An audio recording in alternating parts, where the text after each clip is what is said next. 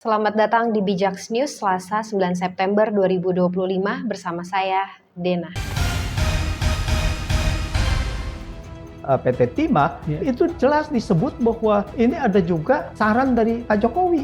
Itu disebut itu di dalam persidangan itu. Informasi pertama, ekonom Antoni Budiawan menilai investasi di Indonesia saat ini lesu, tercermin dari Indeks Manufaktur atau PMI yang menunjukkan kontraksi. Ia menyoroti peran Danantara sebagai penopang pembiayaan proyek dengan utang besar, termasuk penerbitan Patriot Bond dan pinjaman luar negeri yang berisiko menciptakan hidden debt atau utang tersembunyi. Kalau proyeknya tidak menguntungkan, bagaimana utang itu bisa kembali? Pada akhirnya, APBN yang harus menanggung, ujarnya. Antoni mencontohkan proyek kereta cepat Wush yang biayanya membengkak hingga 1,2 miliar dolar Amerika Serikat dan dialihkan ke Danantara. Ia menilai hal ini hanya memindahkan beban dari satu BUMN ke BUMN lainnya, tetapi menjadi beban negara. Ia juga menyinggung dugaan kebohongan publik Presiden Jokowi, termasuk klaim pembangunan 6.000 SMK yang tidak terbukti. Tidak mungkin beliau tidak tahu, ini bukan ketidaktahuan, tapi kecerdikan dalam mengelola narasi, tegasnya Minggu 7 September. Selain utang, Antoni menyoroti hilirisasi nikel yang lebih menguntungkan asing ketimbang rakyat. Ia mengkritik pemberian insentif pajak hingga tax holiday 30 tahun yang menurutnya tidak diperlukan karena industri nikel sudah menguntungkan. Hilirisasi seharusnya diberikan ke BUMN, bukan asing, dan harga nikel harus adil bagi penambang kecil, jelasnya. Ia juga menyinggung lemahnya pengawasan yang memungkinkan ekspor ilegal hingga jutaan ton nikel, bahkan terkait dugaan pembiaran tambang ilegal disebut dalam persidangan yang menyinggung Jokowi. Ia menekankan pentingnya penegakan hukum dan pengawasan DPR agar kebijakan ekonomi tidak hanya menguntungkan kelompok tertentu. Kalau tidak diusut tuntas, rakyat hanya jadi korban, sementara elit politik dan pengusaha besar terus diuntungkan, pungkasnya.